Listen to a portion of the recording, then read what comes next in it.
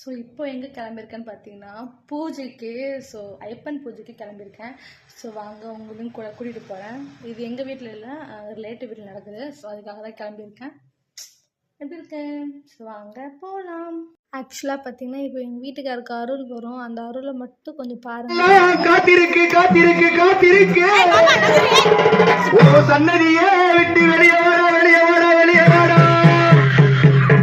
எங்க மாட நாட்டு கருப்ப வாடா மாட நாட்டு கருப்ப வாடா. உன்னை